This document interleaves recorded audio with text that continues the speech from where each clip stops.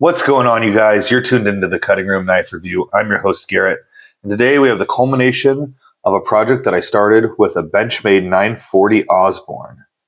And I rebladed it with a MagnaCut reblade from REK Knives. And this is how it turned out. What's up, guys? I'm Garrett.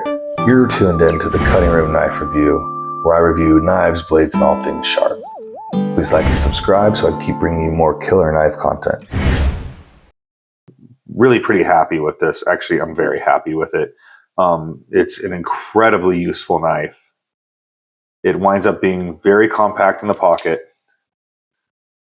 very lightweight, yet having a pretty formidably sized blade edge and being just a cutting machine.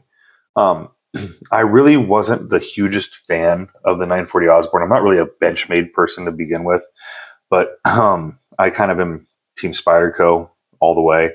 But I bought this reblade, so I ended up having to buy a Benchmade 940 Osbourne because that's the the body that the reblade fit into, or the system that worked with it.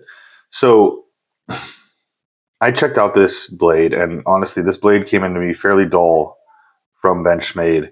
It's a capable blade. It's nice and thin. It's a 25-year-old design, and for a 25-year-old design, it's amazing. And it really says something about this knife that has lasted 25 years, and it's a platform that people still want to make new blades for. Hence the reblade that I have. But the reblade that I have takes what this starts with this blade and kind of throws it out the window, and you wind up with this blade, and we have a much nicer knife, a much better knife experience, better blade steel, better edge geometry, better action based on the weight of this knife and the geometry of the blade. So let's check out the specifications and the materials that make up this new REK 940 Osbourne reblade. So the Benchmade / REK Knives 940 Osbourne reblade.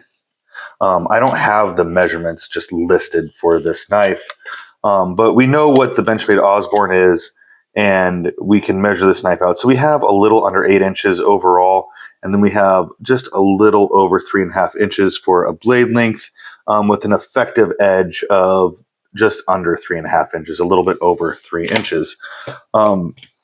We know the thickness of the handle, the stock of the 940 Osbourne is around 0.44, and I'm going to give out a wild guess that this, blade thickness is going to come in right around 0.11.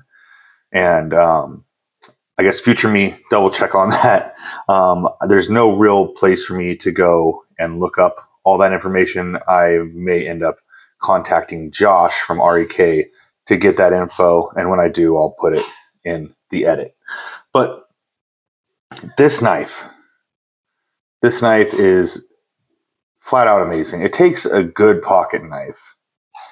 The 940 Osbourne is a good pocket knife, but it's kind of, tried and true, not anything that spectacular anymore, and really breathes a lot of new life into this knife.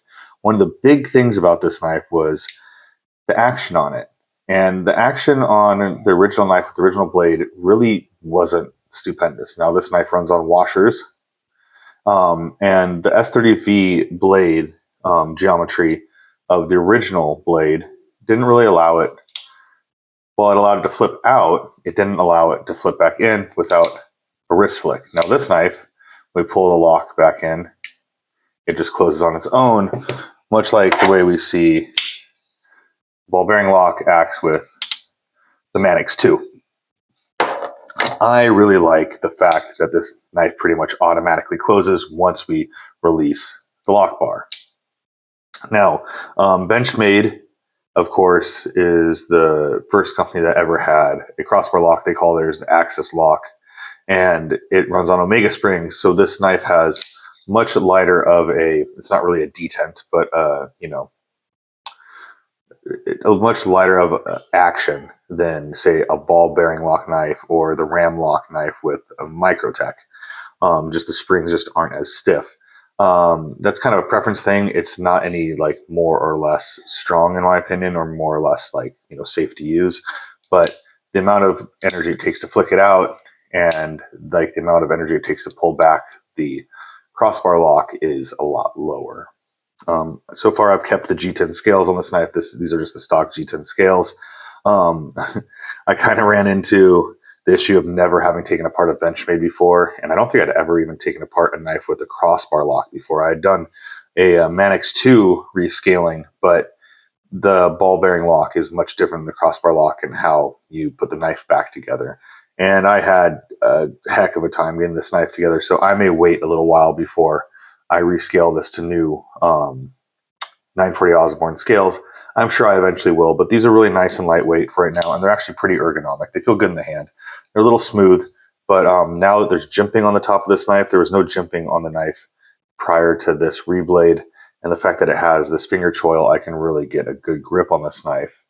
And there's a lot of purchase on the knife, and I'm able to really control the blade. The ability to choke up on this knife is really nice too, because this blade is fairly long. They're about the same length as each other.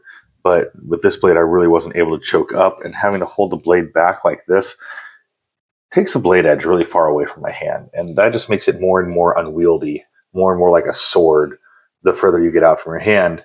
And the more you can kind of get up close to the cutting edge without, chopping your finger, the better. You're just going to be able to control the knife like this. There is reasons to hold the blade back at times, but it's good to have the options. And I do like choking up on the knife quite a bit. This knife is incredibly light.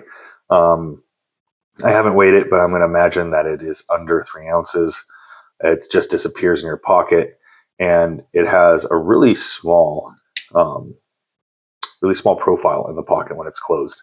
It's nice. This carries like a compact knife and definitely cuts, and once the blade is out, it's like it's a medium knife, and it's pretty unique in that regard.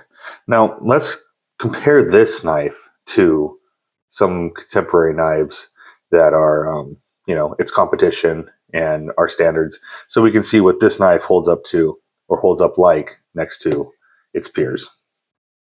So, of course, the first knife that we look at is the Spyderco Para 3, and what we have is a longer knife overall than the Para 3 and a much longer blade shape, but is not that much longer overall.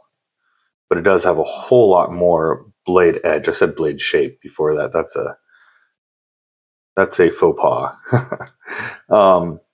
It has a much longer blade edge than the Para 3 does. In fact, it has a much closer blade edge length to a Paramilitary 2, but the handle feels much smaller. This carries like a much smaller knife, but cuts like a PM2. It carries much like the Para 3, and honestly, it carries kind of even smaller in the pocket than the Para 3 does. But it has a cutting edge much like the Paramilitary 2. Now, this knife was what we call a drop-in Reblade, meaning that when you order this knife from REK, you're sent out a blade, and it's up to you to put it into your 940 Osbourne hand scales and liner.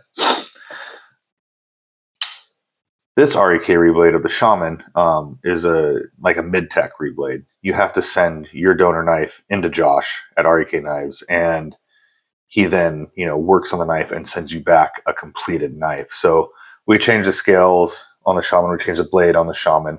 Basically, all that's left of the Shaman is the hardware and the lock or the liner. And that has to do with the fact that I believe that the liner has to be, and the lock has to be slightly modified to fit this blade and these scales. So, it kind of means that all these knives have to be, hands-on by Josh. So it kind of turns into a mid-tech type of Reblade. Two very different knives, but two very effective knives and two of my absolute favorites. I definitely hold this knife more in like my Grail collection, and I hold this knife more in kind of my user collection. Not that this isn't, Grail worthy quality. It's just one of those knives that I really like using, and it's just going to be a hard use knife for me. Whereas this knife I do love using, but I just am absolutely in love with this thing, and I kind of baby it. It's kind of one of my treasures. So that being said, this knife is going to see a whole lot of pocket time just because it is so useful. Now, it has a pretty unique blade shape. I went through all of my collection, and I've been having such a hard time doing this review. This is the third time that I've shot this review, to tell you the truth. And I don't know what it is about this knife. I absolutely love it, but I find it really kind of difficult to compare this to other knives. It has this really killer swedge up here. It's a drop point with a very low point.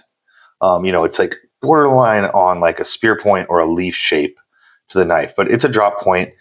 We have this long flat edge right here. Then we have a curve up into the point. The spine drops down into the point. I really love the swedge and how thin he's got it right here. The flats in this MagnaCut blade are this amazing polished stone wash. Is this very, very lightest stone wash over a full polish on a knife, and the flats just look great. It's just this it's like a dirty mirror, but in like the best way possible. I don't know if that makes any sense at all. And the grind is absolutely beautiful. REK Knives always does an amazing job on the grind. That's pretty much what they're known for. And at least in my opinion, that's what drew me to the knives. So I was trying to find knives that kind of emulated this style of knife. And what I find is that this knife kind of has a lower drop point than many knives of its peers.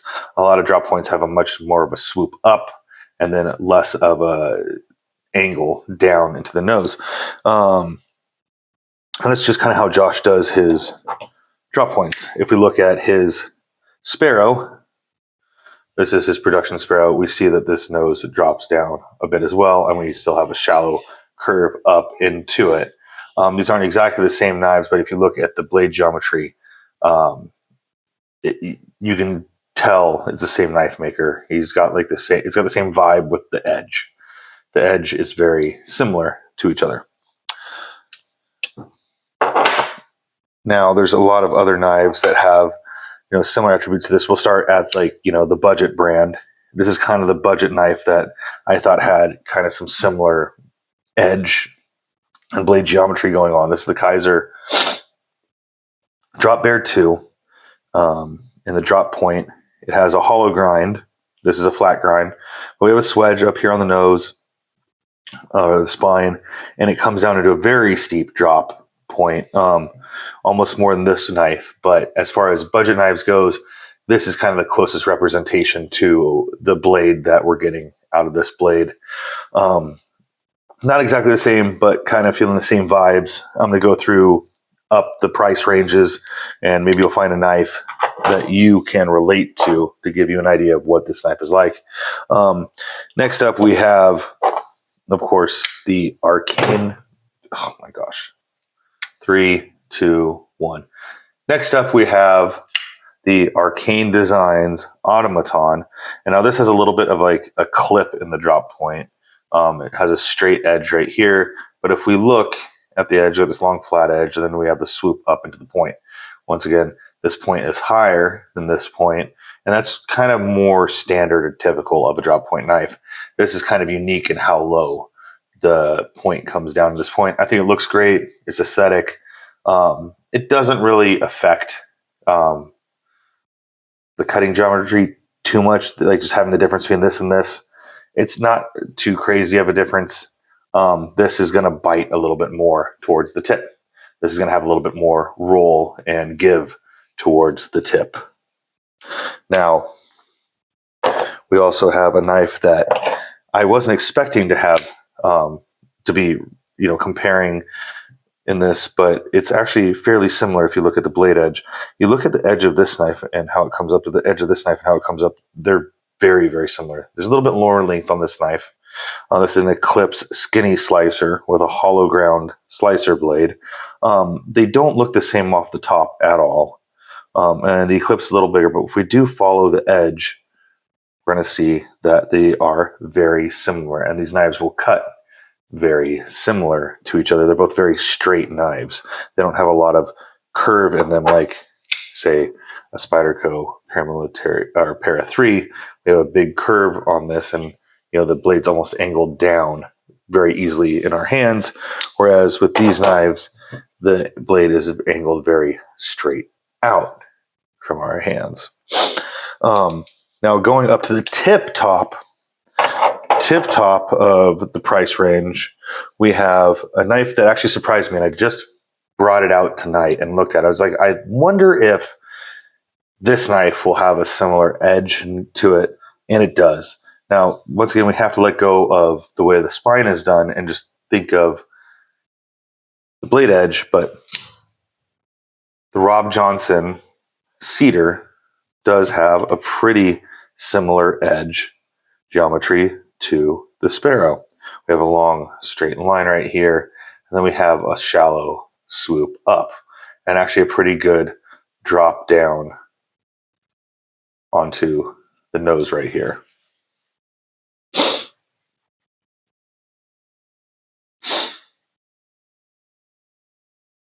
So this is a much longer blade, and it's kind of a different feel with a step milled blade, but once again, the edge geometry is kind of all I'm looking at here. So what it really tells us is that we have quite a unique blade shape here with this Benchmade 940 Reblade by REK Knives. It is a great design. It is a major upgrade to this knife, and it proves that the 940 Osbourne is still a really good platform to work off of, and you can take this platform and turn it into something very modern, something still very usable. And not to say that the 940 Osbourne isn't modern and usable. Well, it's not modern, but that it's not usable. But this is, at least for me, a big upgrade. And basically all the feedback that I've gotten on this knife is how big of an upgrade this is off the original. So if you get the opportunity to reblade an Osbourne, definitely take the time and keep a lookout for when Josh, REK Knives, opens his books to do a 940 Osbourne reblade, because this is one of his, honestly, lesser pricey reblades, and it's turned out to be really, really good. I really enjoy this knife. This is a knife that I bring to work all the time now.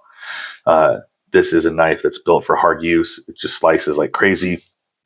It's really comfortable in the pocket, and it has great action on it. As I mess up my flick, but it has great action on it, and it's just a pleasure to have in my pocket. So yeah, that's about it.